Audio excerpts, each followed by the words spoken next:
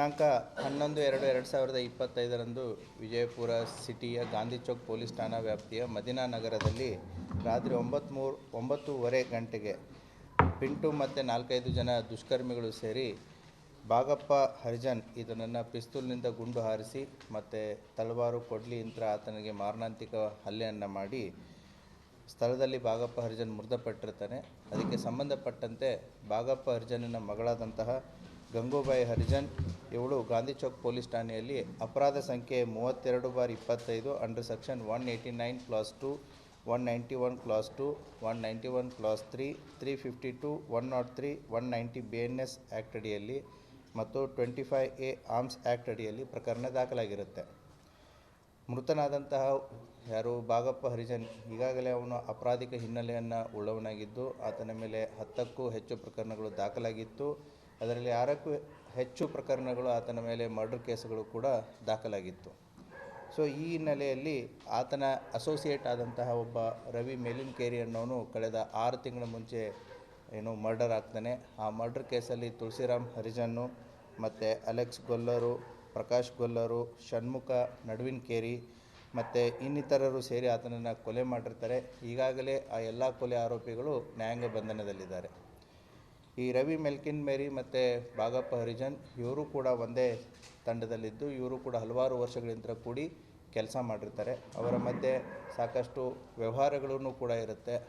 ಹಣಕಾಸಿನ ವ್ಯವಹಾರ ಆಗಿರ್ಬೋದು, ರಿಯಲ್ ಎಸ್ಟೇಟ್ ವ್ಯವಹಾರ ಆಗಿರ್ಬೋದು, ಇವರಿಬ್ಬರು ಕೂಡಿ ಕೆಲಸವನ್ನು ಮಾಡಿರ್ತಾರೆ. ಮತ್ತು ಬಾಗಪ್ಪ ಹರಿಜನ್ ಮತ್ತು ರವಿ ಮೇಲಿನ್ಕೇರಿ ಕೂಡ ಇವರು ಸಂಬಂಧಿಕರು ಕೂಡ ಆಗಿರ್ತಾರೆ. ಆದರೆ ರವಿ ಮೇಲಿನ್ಕೇರಿ ಮೃತಪಟ್ಟ ನಂತರ ಈಗೇನು 6 ತಿಂಗಳಾದ ನಂತರ ಬಾಗಪ್ಪ ಹರಿಜನ್ನು ಈತನ ತಮ್ಮನಾದಂತಹ ಪ್ರಕಾಶ್ ಮೇಲಿನ್ಕೇರಿ ಏನಿದ್ದಾನೆ ಆತನಿಗೆ ಸಾಕಷ್ಟು ಒತ್ತಡವನ್ನು ತರ್ತಾ ಇರ್ತಾನೆ. ಏನಂದರೆ ರವಿ ನನ್ನ ಹೆಸರಲ್ಲಿ ಸಾಕಷ್ಟು ಆಸ್ತಿಯನ್ನು ಮಾಡಿದ್ದಾನೆ, ಸಾಕಷ್ಟು ದುಡ್ಡನ್ನು ಮಾಡಿದ್ದಾನೆ, ವಾಹನಗಳನ್ನು ಮಾಡಿದ್ದಾನೆ, ಆ ಎಲ್ಲವನ್ನು ಕೂಡ ನನಗೆ ವರ್ಗಾಯಿಸಿ ಅಂತಂತೇಳಿ ಅವನಿಗೆ ಪೀಡಿಸ್ತಾ ಇರ್ತಾನೆ. ಯಾರಿಗೆ? ಪ್ರಕಾಶನಿಗೆ. ಅಷ್ಟೇ ಅಲ್ಲದೇ ಇಷ್ಟೆಲ್ಲ ಕೊಡೋಕ್ಕಾಗದೇ ಇದ್ದರೆ 10 ಕೋಟಿ ರೂಪಾಯಿ ಕೊಡಿ ಅಂತಂಥೇಳಿ ಬಾಗಪ್ಪ ಹರಿಜನ್ನು ಪ್ರಕಾಶ್ ಮೇಲಿನ್ಕೇರಿ ಮೇಲೆ ಒತ್ತಡವನ್ನು ಹೇರ್ತಾ ಇರ್ತಾನೆ. ಇದು ಯಾವ ಹಂತಕ್ಕೆ ಹೋಗುತ್ತೆ ಅಂತಂತಂದರೆ ದುಡ್ಡು ಕೊಡೋಕ್ಕಾಗದೇ ಇದ್ದರೆ, ಆಸ್ತಿ ಕೊಡೋಕ್ಕಾಗದೇ ಇದ್ದರೆ ಅವಾಚ್ಯವಾಗಿ ಆತನ ಅಣ್ಣನ ಹೆಂಡತಿಯ ಬಗ್ಗೆ ಈತ ಬಾಗಪ್ಪ ಹರಿಜನ್ನು ಮಾತಾಡಿರ್ತಾನೆ. ಸೊ ಇದರಿಂದ ಬೇಸತ್ತಂಥ ಪ್ರಕಾಶ್ ಮೇಲಿನ್ಕೇರಿ ಏನು ಮಾಡ್ತಾನೆ ಅಂತಂತಂದರೆ ಆತನ ಸ್ನೇಹಿತರಿಗೆ ಇದರ ಬಗ್ಗೆ ಡಿಸ್ಕಷನ್ ಮಾಡ್ಕೊಂಡಿರ್ತಾನೆ. ಸೊ ಯಾವಾಗ ಈ ವಾದ ವಿವಾದದಲ್ಲಿ ಒಂದು ದಿನ ಬಾಗಪ್ಪ ಹರಿಜನ್ ಏನು ಹೇಳ್ತಾನೆ ಅಂತಂದರೆ ಪ್ರಕಾಶ್ಗೆ, ನಿನ್ನ ಅಣ್ಣನಿಗೆ ಆದಂಥ ಗತಿನೇ ನಿನಗಾಗತ್ತೆ, ಹೌದಾ, ಅದೇ ರೀತಿ ನಿನಗೆ ಮಾಡುತ್ತೆ ಅಂತಂತ ಹೇಳಿದಾಗ ಪ್ರಕಾಶ್ ಮೇಲಿನ್ಕೇರಿಗೆ ಕನ್ಫರ್ಮ್ ಆಗುತ್ತೆ ನಮ್ಮಣ್ಣನ ಹೊಡಿಸಿದ್ದು ಬಾಗಪ್ಪ ಹರಿಜನನೇ ಅಂತಂತ ಹೇಳಿ. ಸೊ ಆ ಹಿನ್ನೆಲೆಯಲ್ಲಿ ಪ್ರಕಾಶ್ ಆತ ತಂಡವನ್ನು ಕಟ್ಕೋತಾನೆ.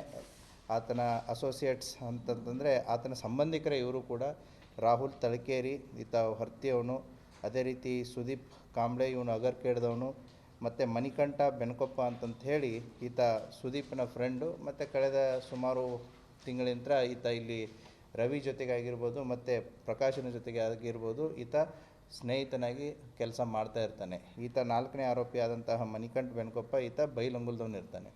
ಸೊ ಈ 4 ಜನ ಸೇರಿ ಅವತ್ತಿನ ದಿನ 11ನೇ ತಾರೀಕು ರಾತ್ರಿ 9:00 so over A period of time watch ಮಾಡಿರ್ತಾರೆ. ಯಾಕಂತಂದರೆ ಪ್ರಕಾಶನಿಗೂ ಕೂಡ ಈ ಬಾಗಪ್ಪನ ಎಲ್ಲ ಮೂಮೆಂಟ್ಸ್ಗಳು ಎಲ್ಲಿ ಹೋಗ್ತಾನೆ ಎಲ್ಲಿ ಬರ್ತಾನೆ ಕೂಡ ಗೊತ್ತಿರುತ್ತೆ. ಯಾಕಂತಂದರೆ they were part of the same team. So ಆ ಹಿನ್ನೆಲೆಯಲ್ಲಿ ಅವತ್ತಿನ ದಿನ ಈತನನ್ನು ವಾಚ್ ಮಾಡಿ ಸೊ ಒಂದು ಆಟೋ ಒಂದು 2 ವೀಲರ್ದಲ್ಲಿ ಏನು ವಾಕ್ ಮಾಡ್ತಾ ಇರ್ತಾನೆ. ಆ ಸಂದರ್ಭದಲ್ಲಿ ಬಂದು ಆತನನ್ನು ಈ ಪಿಸ್ತೂಲು, ತಳವಾರು ಮತ್ತು ಈ ಕೊಡ್ಲಿ ಯಂತ್ರ ಮಾರಣಾಂತಿಕವಾಗಿ ಹಲ್ಲೆ ಮಾಡಿ ಕೊಲೆ ಮಾಡಿ ತಪ್ಪಿಸ್ಕೊಂಡಿರ್ತಾರೆ. ಆ ಹಿನ್ನೆಲೆಯಲ್ಲಿ DYSP ಸಿಟಿ ಎಲ್ಗಾರ್ ಅವರ ನೇತೃತ್ವದಲ್ಲಿ ತಂಡವನ್ನು ರಚಿಸಿರುತ್ತೆ. ಗಾಂಧಿ ಚೌಕ್ ಇನ್ಸ್ಪೆಕ್ಟರ್ ಅಂತ ಪ್ರದೀಪ್ ತಳಕೇರಿ ಮತ್ತು ಗೋಲ್ ಗುಂಬಾಜ್ ಇನ್ಸ್ಪೆಕ್ಟರ್ ಆದಂತಹ ನಮ್ಮ ಮಲ್ಲಯ್ಯ ಮಠಪತಿ ಇವರು ತಂಡಗಳನ್ನು ರಚನೆ ಮಾಡಿ ಎಲ್ಲ ಆಯಾಮಗಳಲ್ಲಿ ಈಗ ತನಿಖೆಯನ್ನು ಕೈಗೊಂಡು ಈ 4 ಜನ ಆರೋಪಿತರನ್ನು ಬಂಧಿಸಿದ್ದಾರೆ. ತನಿಖೆ ಇನ್ನೂ ಮುಂದುವರಿತಾ ಇದೆ. Thank you. ಒಟ್ಟು 2 ಗುಂಡುಗಳು ಹಾರಿಸಿದ್ದಾರೆ, ಬಟ್ 1 ಗುಂಡು ಅವನಿಗೆ ತಗುಲಿದೆ. ಸೊ ಪೋಸ್ಟ್ ಮಾರ್ಟಮ್ ರಿಪೋರ್ಟಲ್ಲಿ ಅದು ಬಂದಿದೆ. ಎಸ್, ನಡೀತಾ ಇದೆ. ಆ ಎಲ್ಲ ಪ್ರಕ್ರಿಯೆಗಳು ಏನು ಆಯುಧಗಳಾಗಿರ್ಬೋದು, ವೆಹಿಕಲ್ಸ್ ಆಗಿರ್ಬೋದು, ಅವನು ಏನೇನು ಯೂಸ್ ಮಾಡಿದ್ದಾರೆ ಅವನ್ನೆಲ್ಲವನ್ನು ಕೂಡ ಪೊಲೀಸ್ ಮಹಾಜರದಲ್ಲಿ ಮತ್ತು ಅವರಿಂದ ರಿಕವರಿ ಮಾಡುವಂಥ ಎಲ್ಲ ಪ್ರೊಸೆಸ್ಗಳು ಚಾಲ್ತಿಯಲ್ಲಿದೆ.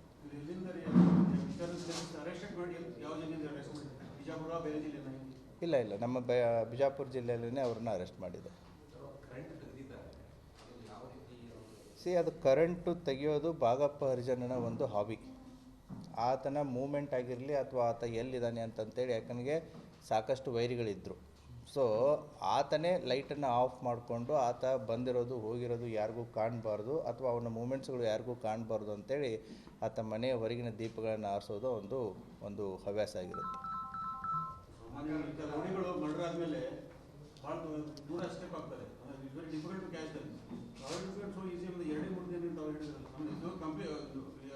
ಪೊಲೀಸರ ಭಯ ಅಷ್ಟಿದೆ, ಪೊಲೀಸರ ಭಯ ಅಷ್ಟಿದೆ.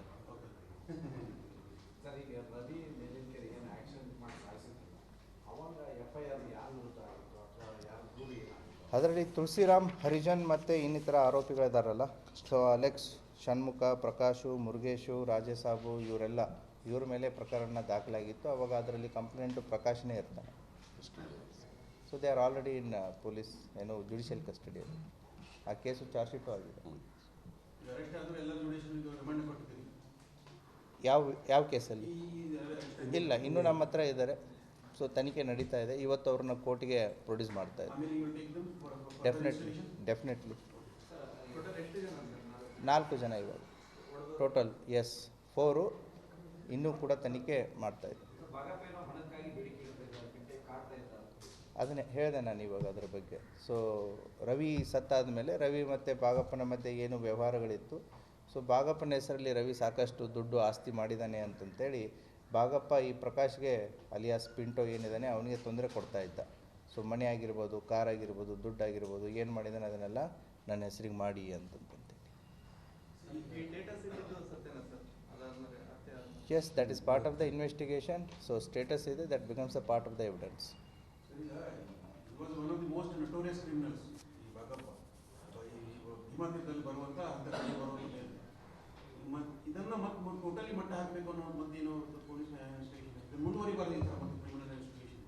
Definitely police will be very ಈಗಾಗಲೇ ನಮ್ಮ ಜಿಲ್ಲೆಯಲ್ಲಿ ಇವರು ಈ ರೀತಿ ಎಷ್ಟು ಟೀಮ್ಸ್ಗಳಿದೆ, ಅವರದ ಆದಂಥ ಇತಿಹಾಸ ಆಗಿರ್ಬೋದು, ಹಿಸ್ಟ್ರಿ ಆಗಿರ್ಬೋದು, ಆಲ್ರೆಡಿ ಅವ್ರದ್ದು ಪಟ್ಟಿ ರೆಡಿ ಆಗ್ತಾ ಇದೆ. So they are already in the process, they are under the watch. ಅವ್ರದ್ದು ಸರ್ವೆಲೆನ್ಸ್ ನಡೀತಾ ಇದೆ. ಅವ್ರು ಏನು ಆ್ಯಕ್ಟಿವಿಟೀಸ್ ಮಾಡ್ತಾ ಇದ್ದಾರೆ ಅದನ್ನೆಲ್ಲ ವಾಚ್ ಮಾಡ್ತಾ ಇದೆ. Definitely will take A strongest stringent action on this criminals. See, rowdy shooter is different, history shooter is different. History shooter is a convicted person. So rowdy sheeter ಈಗ ಇವೆಲ್ಲ ರೌಡಿ ಶೀಟು, ಹಿಸ್ಟ್ರಿ ಶೀಟು ನಾವು open ಆಗಿ discuss ಮಾಡುವಂಥದ್ದಲ್ಲ. So that is a part of the administration process.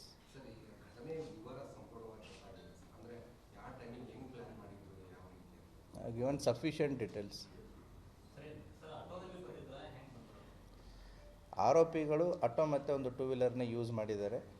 So 4 ಜನ ಹಾಕಿದ್ರು, 2 ಆಟೋದಲ್ಲಿ, 2 2 ವೀಲರ್ದಲ್ಲಿ ಬಂದಿದ್ದಾರೆ.